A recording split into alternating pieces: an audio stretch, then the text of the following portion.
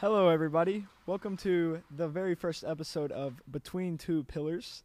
I'm your host, Cannon Cundiff, and I'm joined today by Mr. Bullock. Thank you. Mr. Bullock, What kind of a name is Cannon anyway? it's my parents gave it to me. What does it even mean? I don't know. I'm sorry. It's your name. How can you not know what it means? I'm so sorry. Have you ever looked it up? No. You ever heard of Google? Yeah. You've never Googled your own name. Do you spell it with a C or with a K? With a K. With a K. Thought it'd be different. With a weird. Oh, you thought it'd be different? I thought your parents gave it to you. I might have had some 2 cents put in. How did you do that when you weren't even born? I don't know. I was just wondering. They told me who was going to be doing this interview, and I was like, Cannon with a K? Really? Yes, sir. Okay. And you never Googled that? No. I did. What'd it say? What came up? It's some Japanese name or something like that. I've got it here. I looked it up. It's like, okay, who's this guy interviewing me here anyway? Well, Mr. Bullock, I'm so sorry for your recent loss. I heard that you and the Queen grew up together. Well, actually, we did go to different schools together. Oh, different schools together? Yeah, not at the same time. Oh, well, that's odd. Are you tore up about her passing? Oh, not really. I mean, she was in her 90s, right? I think so. Are you in So- your 90s? No, not yet. Okay. Not yet. So, no. Well, Mr. Bullock, tell us a little bit about yourself and how long you've been teaching. Well, I have been teaching since hell was a campfire.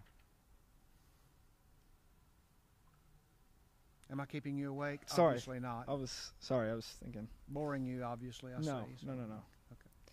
Okay. How does it feel teaching the most boring AP class? I think it matches you perfectly.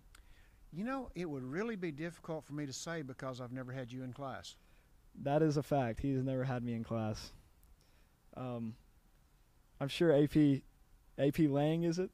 Yes. I'm sure AP Lang is a great class, but I've heard it's very boring. Well, of course you've heard it, but you could make your own decision had you been good enough to get in the class for yourself and find out.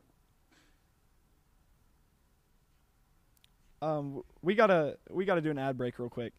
I'd like to take the time to thank our sponsor this episode, Zimmerman's Barbecue, the best food truck in Pulaski County. No one compares to their food truck. Is that a question? No, sorry, I was just filling the room. I've heard that you've also made TikToks. Tell us a little about your content. It's educational. Again, something that would be over your head. Yeah.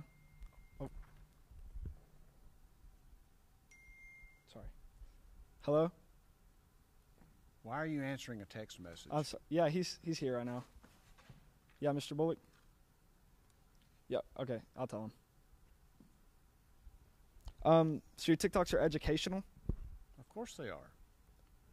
I actually knew they were educational. I watch them when I'm lonely.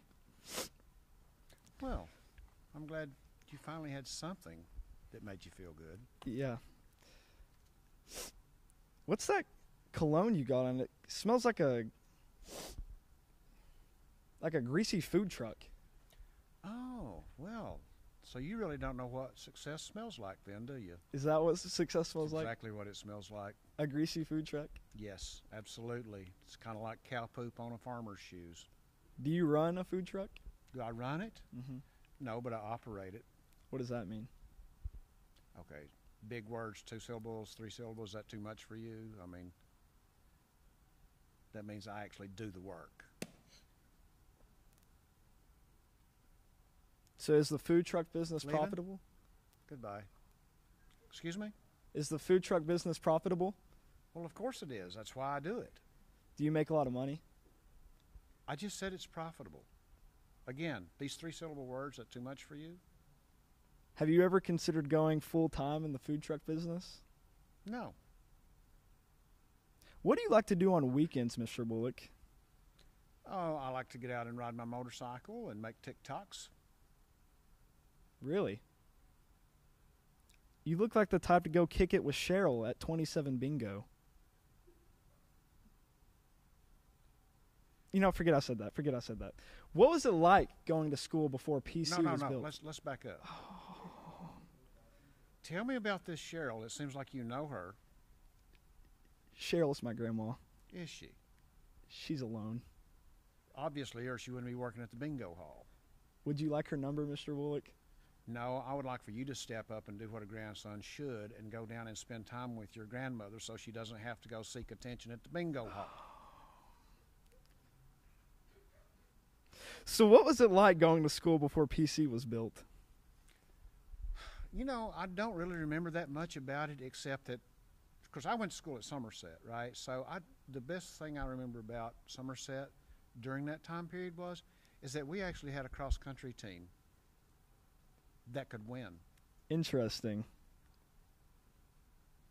I wouldn't know what cross country is like. That's what I've heard.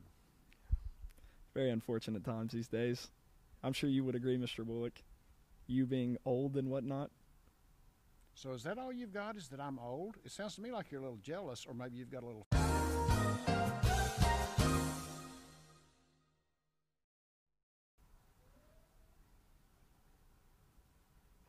Because you've mentioned it numerous times. Is the gray hair a little much for you? Is my gray hair a little much for you? No. Trust me, it does nothing for me. Did you go to school in a wagon? No, I went to school in a school building. Okay. Do you have any closing remarks before we end things here today?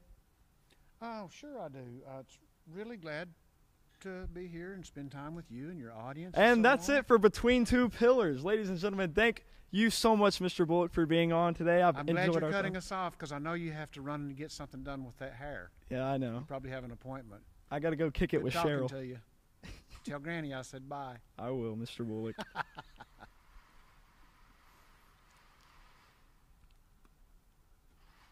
Close it. Close it.